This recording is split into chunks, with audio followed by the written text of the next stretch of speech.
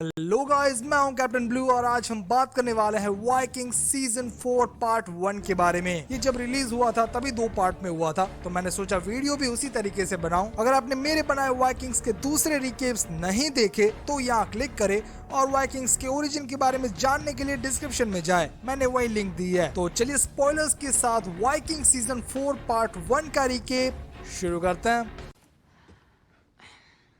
Okay, recap.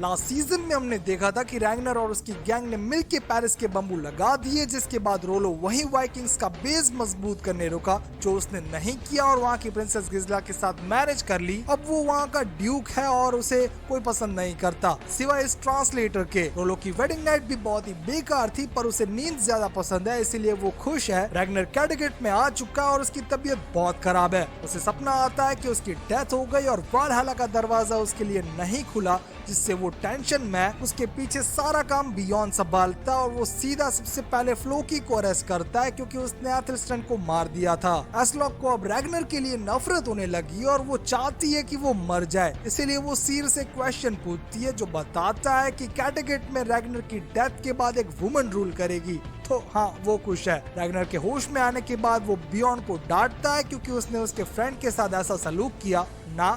वो actually चाहता था कि इससे भी वर्स्ट हो, पर अब बियॉन्ड ने उसे नॉर्मल सजा दे दी है, तो वो कुछ नहीं कर सकता। यहाँ बियॉन्ड अपने फादर को बताता है कि वो अपने दम पर कुछ करना चाहता है, इसीलिए वो जंगलों में अकेले रहेगा। लास्ट सीजन में उसके स्टेप फादर ने उसे अलाउ नहीं किया था, पर रैग्नर उसे जाने देता है। अब आते हैं हेडीबी में, तो काफ को हमेशा से लगार्था पे क्रश था, तो वो उसके साथ अर्लडम शेयर करने के लिए तैयार है और लगार्था को भी इससे कोई प्रॉब्लम नहीं है। काफ अपने आप अर्ल नहीं बना था, उसे एनआर ने बनाया था, तो वो उसे गिरा भी सकता है। अपने अर्लडम को बचाने के लिए काफ वोट डालने को कहता है कि जिन लोगों को भी लगार्था से प्रॉब्लम हो या उसे एक्साइल करना चाहते हो वो आगे आए। लोग आगे आते हैं और उन्हें मार दिया जाता है, इंक्लूडिंग एनार, जो उनका लीडर था। रोलो की मैरिज लाइफ तो जंड थी, पर अब उसकी सोशल लाइफ भी बिगड़ रही है, क्योंकि वाइकिंग्स जो उसके साथ रुके थे वो उससे गुस्सा हो जाते हैं, क्योंकि उसने रैग्नर को बिट्रे किया। वो अपना एक न्यू लीडर बना के पेरिस की नाक में दम करेंगे, पर रोलो उनके कैंप में जाके सभी वाइकिंग्स को मार देता है। ये पहले बहुत ही अच्छा कैरेक्टर था और अभी भी है, पर ये मैसेकर करने की कोई जरूरत नहीं थी। खैर, एस्लॉग ने एक न्यू स्लेव गर्ल हायर की है जिसका नाम यीडू है और इसे कोई काम नहीं आता, पर रैग्नर को ये बहुत पसंद है। बियॉन्ड अपनी जंगलों वाली लाइफ एंजॉय करने निकल जाता है, वो भी बियर गिल्स के सपोर्ट के बिना। रियली डेनमार्क और नॉर्वे में ठंड बहुत पड़ती है, पर फिर भी वो बिना बियर गिल्स के काम चला लेता है। हेल्गा को लगता है कि ये लोग फ्लोकी को आगे जाके मार देंगे, इसीलिए वो उसे फ्री कर देती है, जिसके बाद सभी लोग उसको पकड़ने के लिए एक मैन हंट पे जाते हैं। रैग्नर को पता था कि ये हेल्गा ने किया है, पर फिर भी वो उसे कुछ नहीं बोलता और थोड़े ही टाइम में वो लोग फ्लोकी को पकड़ के ले आते हैं। सजा के तौर पे रैग्नर उसे एक अंधेरी गुफा में बांध देता है, जहाँ से हमेशा उस पर पानी टपकता रहेगा।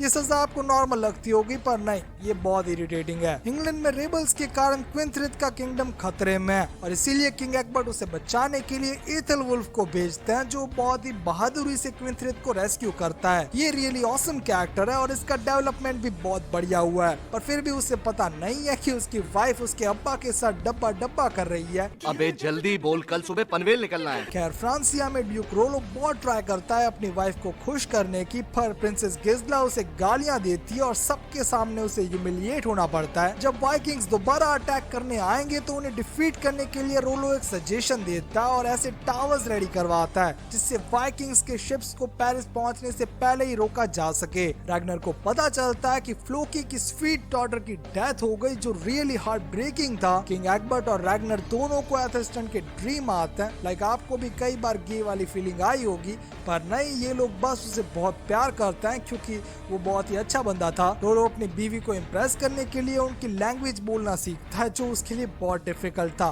पर फिर भी वो ट्राई कर रहा है। काफ बियॉन्ड को मारने के लिए एक असासिन हायर करता है, जो बहुत पावरफुल है, ये काम वैसे वो ऑरलैंडर को हैप्पी करने के लिए कर रहा है, जिससे उन्हें सपोर्ट मिले और रैग्नर वीक पड़ जाए। पर देखा जाए तो बियॉन को वैसे मारना आसान नहीं है, क्योंकि वो बहुत टफ बंदा है। लाइक उसने एक भालू को मार दिया, वो भी अकेले। रैग्नर को फ्लोकी की हालत पर दया आती है और वो उसे छोड़ देता है। काफ और लगार्था छई छपा छई करना शुरू करते हैं और वो उसे प्रपोज भी करती है। जूडिथ एक और प्रीस्ट से मिलती है और उसका ऑब्सेशन वापस एथेल्स्टन के लिए शुरू हो जाता है। लाइक पहले से भी बहुत ज्यादा। काउंट ओडो इस बंदी के साथ BDSM करता है, एकदम 50 शेड्स ऑफ ग्रे स्टाइल। पर ये थोड़ा ज्यादा पेनफुल है। ये बंदी एक्चुअली रोलैंड के लिए काम करती है और वो काउंट ओडो पे जासूसी कर रहा है, जिससे उन्हें सारी बातों की खबर रहे। फ्लोकी सिर से मिलने आता है और वो बताता है कि वो उसका इंतजार 100 साल से कर रहा था। वो पहली बार किसी का हाथ चाटता है, जो वियर्ड है। मतलब वो हर बार करता है, वियर्ड नहीं है। पर मैं ऐसे जानवर को अपना हाथ नहीं देता रियली। एस्लॉक फ्लोकी से मिलने आती है और आइवर को छोड़ जाती है, जिससे फ्लोकी उसे वाइकिंग्स के गॉड्स के बारे में ज्यादा समझा सके। रैग्नर को लगता है कि ये बंदी बढ़िया है, इसलिए वो उसे अपने पुराने घर छोड़ आता है, जहाँ वो शांति से रह सकेगी। यहाँ ये बंदी उसे एक मेडिसिन देती है जो रियली में अफीन है, क्योंकि चाइना वाले उसमें कुछ ज्यादा ही आगे थे। बियॉन को मारने के लिए वो बंदा स्ट्राइक करता है, पर बियॉन उसे डाउन करने में जरा भी देर नहीं लगाता। यहाँ उसे ये रिंग मिलती है जो किंग हॉरिक की थी। उसे लगता है कि ये शायद किंग हॉरिक का ऑर्डर होगा, जो उसने मरने से पहले दिया होगा। तो वो घर जाने का प्लान बनाता है और रास्ते में हेड भी रुकता है, जहाँ उसकी मदर लगार्था है। वो जाते टाइम ऑरलैंडर की वाइफ टोरवी को अपने साथ ले जाता है, क्योंकि वाइकिंग्स में लेडीज के डिसीजन पे मैरिज टिकी होती है, इसलिए ऑरलैंडर कुछ नहीं कर पाता। रोलो का फाइनली डिवोर्स होने वाला था, पर एंड टाइम में रोलो आकर इंग्लिश बोलने लगता है, जिससे इम्प्रेस होकर गिस्ला मैरिज को चालू रखेगी। वो अपना आर्म रिंग भी उससे निकाल कर दे देता है, जिसके बाद वो लोग छई छपा छई करते हैं। वेसेक्स में किंग एला एज ए गेस्ट आते हैं और अपनी डॉटर को अफेयर वाली बात बताते हैं, क्योंकि वो किंग है, उनके पास बहुत सारे स्पाई है। पर जूडिथ को फर्क नहीं पड़ता। वाइकिंग्स योल सेलिब्रेशन करते हैं और सीरीज के सबसे इरिटेटिंग कैरेक्टर किंग हैरल्ड फाइनआयर की एंट्री होती है। ये बंदा एक्चुअली पूरे नॉर्वे का किंग बनना चाहता है, जो सबके दिमाग के ऊपर से गया। बियॉन को लगता है कि इस पर भरोसा नहीं करना चाहिए, पर रैग्नर श्योर नहीं है।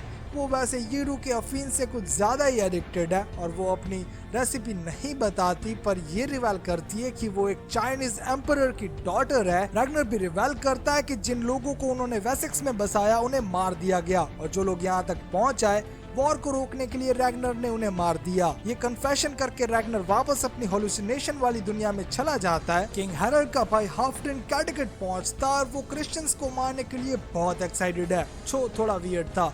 पर टोरवी रिवेल करती है कि जो रिंग बियॉन के पास है वो एक्चुअली ऑरलैंडर की थी। एथेलवुल्फ को अपनी बीवी के अफेयर के बारे में पता चल जाता है और वो क्विंथलिथ के साथ अफेयर करना शुरू करता है। ये बंदी और उसका भाई रोलैंड चार्ल्स को बताता है कि ओडो उन्हें हटाने के लिए प्लानिंग कर रहा है। चार्ल्स को पता था कि ओडो कुछ ना कुछ तो प्लान कर रहा है, तो वो उन्हें ज्यादा इन्वेस्टिगेशन करने के लिए बोलते हैं। लगार्था प्रेग्नेंट थी, इसीलिए वो और काफ मैरिज करने वाले थे। पर वेडिंग के ठीक पहले लगार्था काफ को मारकर अर्लडम हासिल कर लेती है। कोई उसके सामने जीत नहीं पाएगा, इसीलिए कोई ट्राई भी नहीं करता, क्योंकि लगार्था के पास सारे फीमेल सपोर्टर्स हैं जो डिफेंस में किसी को भी पछाड़ सकते हैं। रैग्नर पेरिस के ऊपर सेकंड रेड प्लान करता है और इस टाइम किंग हैरल्ड उसे ज्वाइन करेंगे। वो चाहता है कि उबा और विट्सक उन्हें ज्वाइन करे, इसलिए वो उन्हें आर्म रिंग्स पहनाता है, जो बात एस्लॉक को पसंद नहीं आती, क्योंकि वो बहुत छोटे थे। हमेशा की तरह रेड से पहले रैग्नर इस अजीब से जानवर से मिलता है और पूछता है कि उसकी डेथ कैसे होगी। वो बताता है कि जब उसे कोई अंधा आदमी देखेगा तब वो मर जाएगा।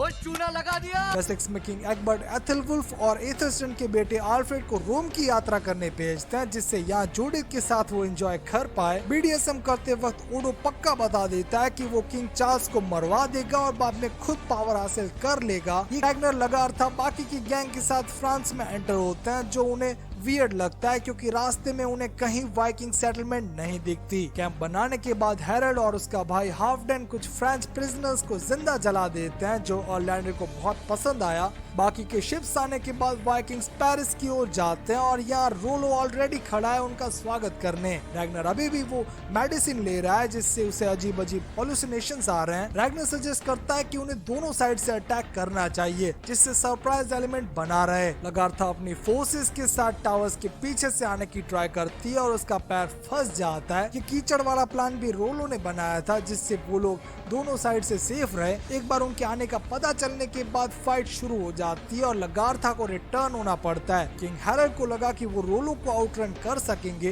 पर नहीं, वो चेन ऊपर लेने का ऑर्डर देता है, जिससे वाइकिंग्स के शिप सीधा पानी में डूब जाते हैं। फ्रैंकिश सोल्जर्स सीधा वाइकिंग्स के शिप्स जलाना शुरू करते हैं, जो काफी पावरफुल था, इसलिए वाइकिंग फाइनली रिट्रीट करते हैं। यहाँ हाल्फडन और हैरल्ड का भी पता कट जाता, लेकिन बियॉन उन्हें बचा लेता है। रैग्नर बहुत गुस्सा है क्योंकि उसने रोलो की जान बचाई थी जब सब लोग उसे मारना चाहते थे। भाई से दोबारा धोखा खाकर वो बहुत दुखी है, पर क्या करे। किंग एग्बर्ट पहुंचते हैं मर्सिया और बात करते हैं प्रिंस विक्सटन से, जो मर्सिया के राजा बनने वाले हैं। वो बताता है कि उन्हें मोह माया से मतलब नहीं है, वो बस इस किंगडम को सेफ देखना चाहते हैं, इसलिए वो उसे किंग एग्बर्ट को सौंप देंगे ताकि क्विंथ्रिथ रूल ना कर पाए। अब देखा जाए तो बिना वॉर लड़े फ्री में अगर कोई किंगडम मिल रहा हो तो कौन मना करेगा, इसलिए किंग एग्बर्ट हाँ बोल देते हैं। वाइकिंग्स अपने कैंप में रिटर्न होते हैं, पर यहाँ भी रोलर ने स्ट्राइक की थी, जिससे लोगों का बहुत बुरा हाल है। रैग्नर के किड्स और यीडू सेफ है, पर हेल्गा थोड़ी इंजर्ड है क्योंकि वो उन्हें बचाने में लगी थी। टेंशन में आके रैग्नर और मेडिसिन लेता है, जिससे वो अजय देवगन जैसा दिखने लगा है। वाइकिंग्स वापस कैटगेट जाने का प्लान बनाता है क्योंकि वो लोग टावर्स की उस तरफ नहीं जा पाएंगे। किंग हैरल्ड रैग्नर की लीडरशिप पे सवाल उठाता है क्योंकि उसे लगा ये बंदा बहुत स्मार्ट है, पर यहाँ वो चीजें मैनेज नहीं कर पाया। रैग्नर रास्ते में ही शिप्स रोक देता है और एक न्यू प्लान के साथ सामने आता है। वो लोग अपने शिप्स को जमीन से ले जाएंगे, जिससे फ्रैंकिश फोर्स उसे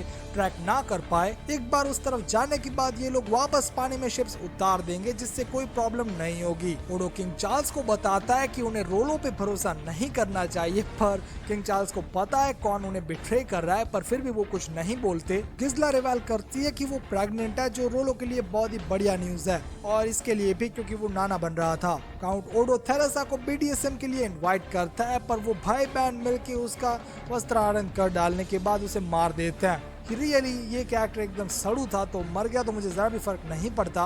रोलो को उसकी ब्रेवरी के कारण आयरन हैंड दिया जाता है, और वैसे भी उसकी बीवी प्रेग्नेंट है, तो उसे ये बहुत काम आएगा। एग्बर्ट अब मर्सिया और वेसेक्स दोनों का किंग है, और जब वो रिटर्न होता है ये बात क्विंथ्रिथ को पसंद नहीं आती। कैटगेट में एस्लॉग हार्बर्ड के साथ लगी हुई थी, पर उसे पता चलता है कि ये सभी के साथ चालू है। वो जेलस होकर उसे गालियां देती है, जिसके बाद वो चला जाता है। रैग्नर यहाँ ईडू से ड्रग मांगता है, पर वो नहीं देती और रैग्नर को थ्रेट करती है कि वो सबको बता देगी कि सारे वेसेक्स में रहे वाइकिंग्स मारे गए, पर रैग्नर ये अलाउ नहीं कर सकता, तो वो उसे मार देता है। क्विंथ्रिथ का ताज चला गया, जो बात उसे जरा भी पसंद नहीं थी, इसीलिए वो एग्बर्ट को मारने चली जाती है, पर यहाँ जूडिथ ऑलरेडी थी और वो उसे मारकर एग्बर्ट की जान बचा लेती है। वाइकिंग शिप्स को घसीट कर ले जाते हैं, और रास्ते में हैरल्ड फ्रैंकिश फैमिलीज को बहुत ही बुरी तरीके से मारता है, जो देखा भी नहीं जा सकता। लगार्था रेड के टाइम प्रेग्नेंट थी, जो काफ का बच्चा है, पर उसका मिस कैरेज हो जाता है, जिससे वो बहुत दुखी है। रैग्नर उसे एक तरीके से सपोर्ट देने आता है, जो ज्यादा काम नहीं आता। एथलवुल्फ और आल्फ्रेड रोम पहुंचते हैं, जहाँ के पोप आल्फ्रेड को जीसस पे रखा गया कांटों का एक ताज का टुकड़ा दिखाता है। रियली वैल्यूएबल चीज है, पर अगर कोई बोल दे कि ये फेक है तो आप इसे कभी प्रूव नहीं कर पाओगे। किंग एग्बर्ट को वेसेक्स और मर्सिया का क्राउन क्रिश्चियन लॉ के हिसाब से पहनाया जाता है, जो बात एला को पसंद नहीं आती। सिगर्ड को पता चलता है कि सिगी जो बियॉन की डॉटर थी उसकी डेथ हो गई है। ये बंदी अभी भी अपने ब्रेकअप से गुजर रही है। आई नो सब गुजरते हैं, पर इसका मतलब ये नहीं है कि आप अपने ही धुन में रहें और बच्चों को मरने दे। एटलीस्ट उसे संभालना चाहिए था, पर नहीं, वो अभी भी जोक कर रही है। वाइकिंग्स पेरिस के पास पहुंचकर एक कैंप बनाते हैं और ऑरलैंडो टोरवी को ब्लैकमेल करता है कि बियॉन को मार दो, वरना वो उसके सन को मार देगा। टोरवी ऐसा नहीं करती और उसी के क्रॉसबो से ऑरलैंडो को मार देती है। बियॉन रैग्नर को बताता है कि उसके बिना पेरिस नहीं जीता जा सकता, पर रैग्नर पेरिस जीतने नहीं, बस रोलो को मारने आया है। रोलो फ्रैंक के सोल्जर्स के साथ वाइकिंग्स पे अटैक करने पहुंचता है, और उसके कई कैप्टन इसके लिए सहमत नहीं थे। एक को रोलो मार देता है, जिसके बाद एक पैशनेट स्पीच के कारण सभी लोग बहुत ही क्यूरियस और एक्साइटेड हो जाते हैं। पेरिस के अंदर चार्ल्स रोलैंड और थेरेसा को मरवा देते हैं, क्योंकि वो लोग कुछ ज्यादा ही ऊपर आ गए थे। फ्रैंक के सोल्जर्स की पहली वेव को वाइकिंग्स आराम से बीट कर देते हैं, जिसके बाद दूसरी वेव रोलो खुद लीड करके ले आता है। हाल्फडन, फ्लोकी और लगार्था इंजर्ड होते हैं, जबकि रैग्नर वीएस रोलो फाइट शुरू होती है। ये धमाकेदार था, पर थोड़े टाइम में फ्रैंक के सोल्जर्स फॉरवर्ड आके बहुत ही पावरफुल पोजीशन हासिल कर लेते हैं, जिससे वाइकिंग्स को रिट्रीट करना पड़ा। जीत की पार्टी के साथ रोलो रिटर्न होता और सभी लोग उसे बहुत प्यार से एक्सेप्ट करते हैं, वैसे ही जैसे सिर ने एक सीजन पहले कहा था। कैरेगेट में रिटर्न होने के बाद रैग्नर कहीं दूर चला जाता है क्योंकि अब वो किसी को मुंह दिखाने के लायक नहीं रहा। डेन्स ने जब वेसेक्स पे स्ट्राइक की तब उन्हें पता चला कि वहाँ सेटलमेंट जिसे लगार्था ने बसाया था वो खत्म हो चुकी है और ये बात रैग्नर को पता थी। इसके अलावा वहाँ रैग्नर का बेटा मैग्नस भी है जो अभी किंग एग्बर्ट के पास बड़ा हो रहा है। कई साल बीतने के बाद बियॉन दूसरे महाद्वीप पर स्ट्राइक करने का प्लान बनाता है और इसके लिए वो इनवाइट करता है अपने भाइयों को जो बहुत बड़े हो गए हैं। यह है Ivar the Boneless, Hvitserk Ragnarsson, Ubbe Ragnarsson, Sigurd the Snake Eye. इन सब में मेरा फेवरेट ऊबा है। आपका कौन सा है प्लीज मुझे कमेंट सेक्शन में जरूर बताओ। रैग्नर की कई सालों के बाद कैरेगेट में एंट्री होती है और सभी लोग उसे देखकर बहुत शॉक में हैं। उसकी फैमिली को उससे जरा भी मतलब नहीं है क्योंकि वो उन्हें छोड़कर चला गया था। रैग्नर उन्हें चैलेंज करता है कि अगर उन्हें किंग बनना है तो सबसे पहले रैग्नर की जान लेनी होगी और इसी के साथ वाइकिंग्स सीजन 4 पार्ट 1 कंप्लीट होता है। तो बस गाइस आज के लिए इतना ही। वीडियो पसंद आए तो लाइक करो, कमेंट सेक्शन में जरूर बताओ कि अगली कौन सी टीवी सीरीज पे बात करना चाहोगे। बस एक मंथ निकालना है इस तरीके से, फिर हम वापस रेगुलर होंगे। तो गाइस ज्यादा इस चैनल को सब्सक्राइब करना मत भूलना। मिलते हैं नेक्स्ट वीडियो पे गाइस। Thanks for watching.